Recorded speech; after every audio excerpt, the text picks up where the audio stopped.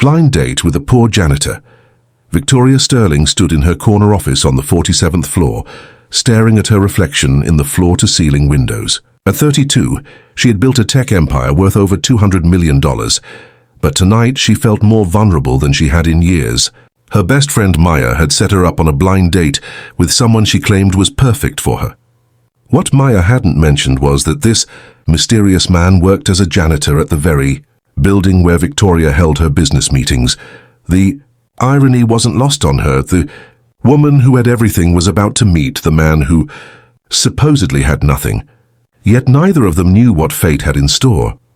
If you're enjoying this story of unexpected love and want to see more heartwarming tales like this, please hit that like button, share this video with someone who believes in true love, and don't forget to subscribe to Millionaire in Love for more inspiring stories that will touch your heart. Victoria had sworn off dating after her divorce 2 years ago. Her ex-husband had left her when her company was struggling, taking half her assets and leaving her to raise their 6-year-old daughter Emma alone. Since then, she had thrown herself into work, building her company into a powerhouse while being the best mother she could be. Men had tried to court her, wealthy executives, successful entrepreneurs, even celebrities, but none had sparked anything real in her heart. "Mom, you look pretty," Emma said from the doorway of Victoria's bedroom, watching her mother apply lipstick with shaking hands. "Thank you. Sweetheart, Mrs. Rodriguez will take good care of you tonight, okay?" Emma nodded but looked concerned. "Are you nervous, Mom?" Victoria knelt down to her daughter's level. "A little bit. It's been a long time since Mommy went on a date. Maya says the man is really nice. She says he has kind eyes like Daddy had before he became mean." Victoria's heart clenched. Emma rarely mentioned her father anymore, but when she did, it always carried the weight of disappointment and confusion that no 6-year-old should have to bear. Meanwhile, across town in a modest one-bedroom apartment, Marcus Johnson was having his own moment of panic. He stood in front of his tiny bathroom mirror, trying to tame his unruly dark hair with water and a worn comb. His best friend Carlos, who worked security at Victoria's building, had convinced him to go on this blind date, claiming the woman was successful but down to earth. What Carlos hadn't mentioned was that she was the Victoria Sterling, the CEO, whose company occupied 5 floors of the E building he cleaned every night. Marcus had seen her before, always walking with purpose, always impeccably dressed, always surrounded by people who hung on her every word. She was beautiful, intelligent, and completely out of his league. He was a 34-year-old night janitor who had dropped out of college to care for his sick mother, who had passed away last year. He was still paying off her medical bills and living paycheck to paycheck. "This is insane," he muttered to his reflection. "What am I going to talk to her about? Proper floor waxing techniques?" But Carlos had been insistent. "Trust me, hermano. Sometimes the universe has a plan we can't. See, the restaurant Maya had chosen was upscale but not pretentious, the kind of place where a CEO could feel comfortable, but a janitor wouldn't feel completely out of place." Victoria arrived first, her hands trembling slightly as she checked her phone for the 3rd time in 5 minutes. She had texted Maya asking for a photo of her date, but Maya had mysteriously gone silent. Marcus walked in 15 minutes later, having spent 10 minutes in his beat-up Honda Civic trying to gather the courage to go inside. He wore his only good suit, a navy blue one he'd bought for his mother's funeral, and had splurged on a fresh haircut that afternoon. When the hostess led him to Victoria's table, both of them froze. Recognition dawned simultaneously, followed by a moment of pure mortification. "You're—" Victoria started. "The janitor," Marcus finished, his face flushing red. "I should go. This was obviously a mistake." "Wait," Victoria said, surprising herself. Something in his embarrassed expression, the genuine shame in his eyes, made her heart skip. "Please, sit down." Marcus hesitated, then slowly took the seat across from her. The silence stretched between them like a chasm. "I clean your building," he said finally. 47th floor every Tuesday and Thursday night." "I know," Victoria replied softly. "I've seen you. You always make sure the conference room is perfect for my early morning meetings." This surprised him. "You noticed that?" "I notice a lot of things most people think I don't." She paused, studying his face. "Maya and Carlos set us up, didn't they?" Marcus nodded miserably. "They've been planning this for months, apparently. I should have known when Carlos kept asking weird questions about what kind of woman I'd want to date. Victoria found herself smiling despite the awkwardness. Maya asked me the same things. What did you tell him? That I wanted someone real. Someone who knew what it meant to work hard and care about the people in their life more than the things they owned. Marcus looked up at her, his brown eyes earnest. What did you tell Maya? That I wanted someone who would see me, not my bank account. Someone who would love Emma like she was their own.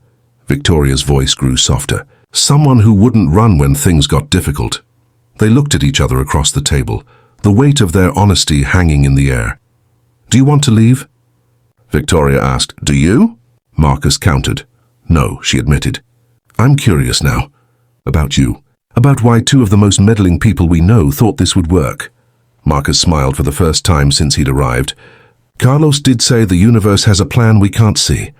Over dinner, the awkwardness gradually faded. Marcus told her about growing up in foster care, about working 3 jobs to put himself through community college before his mother got sick. He spoke about finding dignity in honest work, about the satisfaction of making things clean and orderly for people who were building something important. Victoria found herself sharing things she rarely talked about. The loneliness of success, the constant pressure to be perfect, the fear that Emma would grow up thinking work was more important than love, because that's all she saw from her mother. Being successful is supposed to make everything easier, Victoria said, twirling her wine glass. But sometimes I think it just makes everything more complicated. People want things from you. They see dollar signs instead of a person. I see a person, Marcus said quietly. I see a woman who works 16-hour days, but still makes time to read bedtime stories. I see someone who remembers the names of every person who works in her building, even the night janitor. Victoria's breath caught. You knew that I knew your name. Victoria Sterling doesn't just remember faces.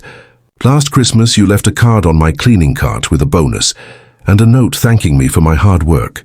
You signed it gratefully, Victoria. Not Ms. Sterling or the management, just Victoria. She had forgotten about that card, but clearly he hadn't. The evening flew by faster than either of them expected. When the restaurant began to empty around them, they realized they'd been talking for over 3 hours. I should get home to Emma, Victoria said reluctantly. Of course, Marcus said. Signaling for the check. I can pay for this, Victoria offered, reaching for her purse. I know you can, Marcus replied gently. But I asked you to dinner, even if I didn't know it was you when I agreed to come. Please let me. The gesture was small, but it meant everything to Victoria. When was the last time a man had insisted on taking care of something for her, not because she couldn't handle it, but because he wanted to? Outside the restaurant, they stood awkwardly by the valet stand. This was, Victoria started. Unexpected, Marcus finished. I was going to say nice. Marcus smiled. It was nice. Surprisingly nice. Would you like to do it again? The words tumbled out of Victoria's mouth before she could stop them. Marcus looked at her with surprise and hope. Are you sure? I mean, really sure? Because I can't afford to take you places like this very often, and I drive a 15-year-old Honda, and I live in a 1-bedroom apartment with furniture from thrift stores. Marcus, Victoria interrupted him, do you think any of that matters to me? It should, he said honestly. You could have anyone. Why would you want to be with someone who can barely pay his bills? Victoria stepped closer to him. Because in 3 hours you've seen more of who I really am than most people see in 3 years. Because you made me laugh until my cheeks hurt. Because when you talk about your mother, I can see the kind of man you are. The kind of man who would love my daughter and teach her that a person's worth isn't measured by their paycheck. Marcus stared at her, overwhelmed. Victoria, one more date, she said softly. Just to see. What do you say? He nodded, not trusting his voice. Their second date was at a small diner Marcus loved. Size where the coffee was strong and the pie was homemade. Victoria had never been anywhere like it, but she loved watching Marcus chat easily with the waitress, who had known him for years, loved seeing him in his element. She met Emma on their 5th date, a picnic in the park where Marcus taught the little girl to throw a perfect spiral with a football he'd brought from home. I like him. Mom, Emma whispered as Marcus chased after the ball she'd overthrown. He's not trying to impress us. He just wants to be here. But the path to love was not without obstacles. Victoria's world was not ready to accept Marcus. At a company gala 3 months into their relationship, whispers followed them everywhere. That's her boyfriend? The janitor? What is she thinking? She could have anyone. It must be some kind of charity case. Marcus heard every word, and Victoria watched his confidence slowly crumble throughout the evening. By the time they got to her car, he was quiet and withdrawn. "They're right, you know," he said as she drove them back to his apartment. "This is crazy. We're from completely different worlds. Marcus, don't listen to them. They don't know you. They don't know us. But they know the truth, Victoria. I can't give you the life you deserve.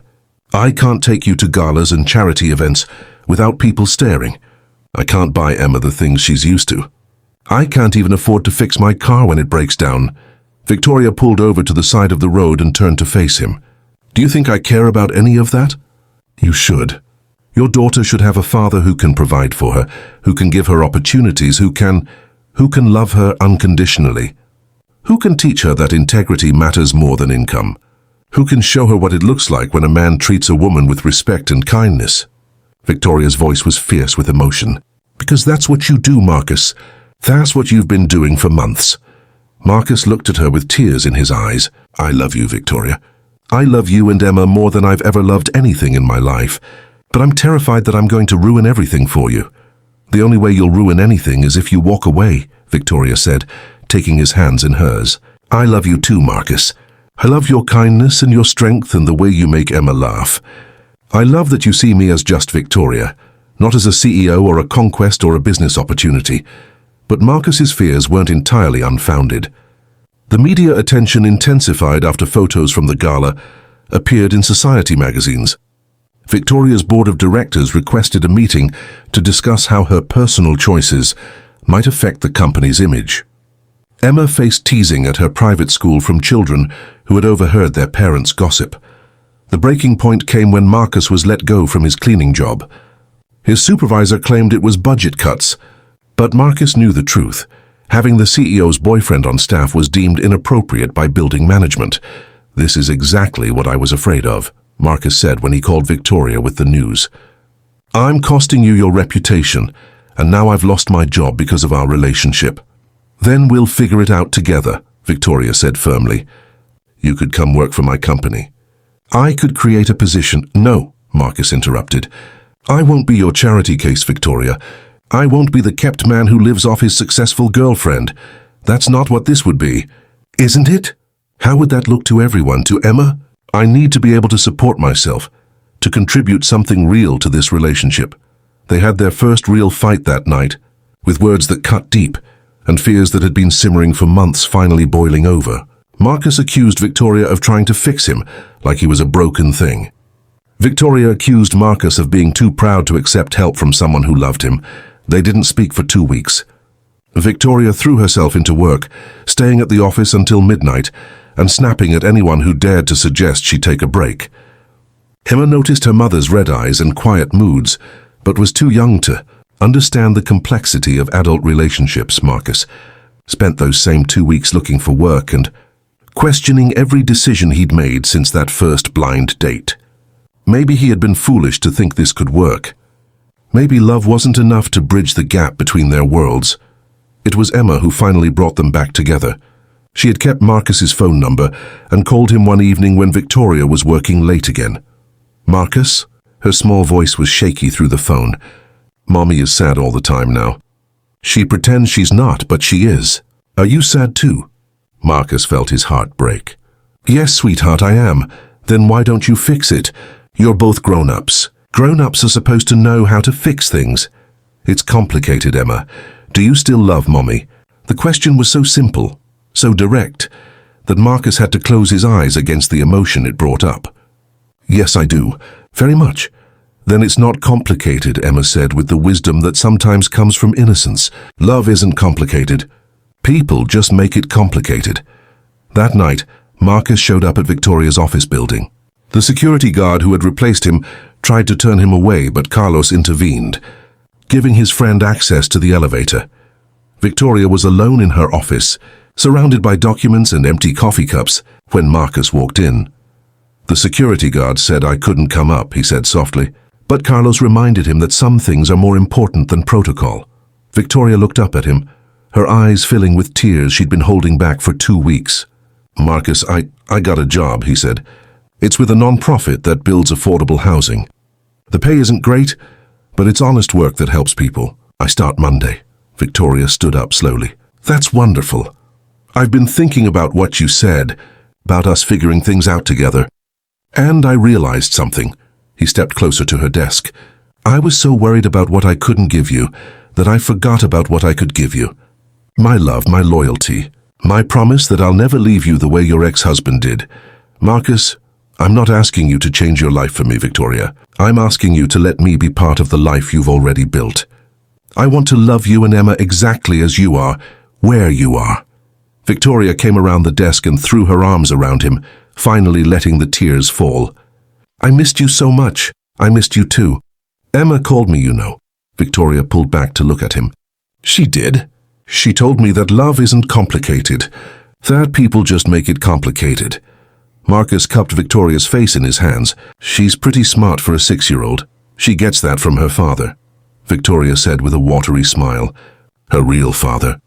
The one who's been showing her what love actually looks like." 6 months later, Marcus moved into Victoria's house, not as a kept man or a charity case, but as a partner who contributed to their household in countless ways. He helped Emma with homework, cooked dinner when Victoria had late meetings, and brought a warmth to their home that had been missing for too long. A year after that, he proposed with a ring he'd saved for months to buy, not a massive diamond that would impress her friends, but a simple, elegant band that symbolized the depth of his commitment. Victoria said yes through happy tears, not because the ring was expensive, but because it represented everything she'd been searching for without knowing it.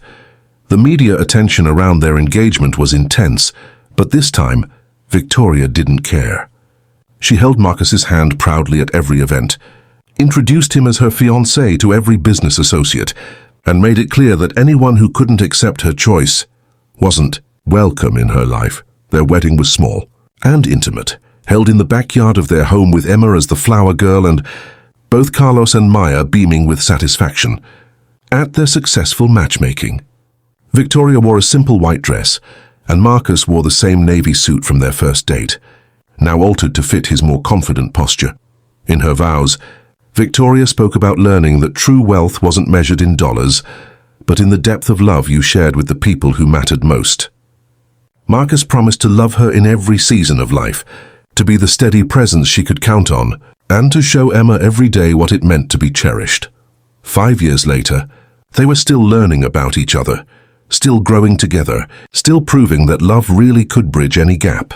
Marcus's non-profit work had flourished, and he'd been promoted to program director. Victoria had restructured her company to focus more on social impact, inspired by Marcus's passion for helping others. Emma, now 11, was thriving with 2 parents who showed her daily that real love was about seeing and accepting each other completely.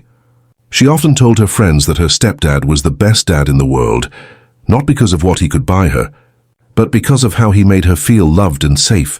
The story of their unlikely romance had become legendary in their circle, proof that sometimes the universe does have a plan we can't see. Sometimes the person who's meant for you isn't the one who makes sense on paper.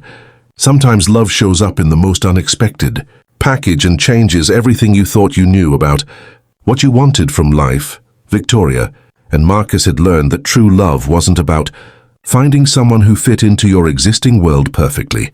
It was about finding someone worth building a new world with, brick by brick, day by day, choice by choice. Their love story reminded everyone who knew them that the best relationships aren't built on compatibility of bank accounts or social status, but on compatibility of hearts, minds, and dreams. They proved that when you find someone who sees you completely and loves you anyway, everything else is just details. And that's the beautiful truth about love. It doesn't care about your job title, your bank balance, or what other people think. It only cares about the connection between 2 hearts, brave enough to be vulnerable with each other. If this story touched your heart and reminded you that true love is still possible, please show your support by liking this video, sharing it with someone who needs to hear this message of hope, and subscribing to Millionaire in Love for more inspiring stories that celebrate the power of authentic connection. Because at the end of the day, we all deserve a love story that reminds us what really matters in this beautiful, complicated life.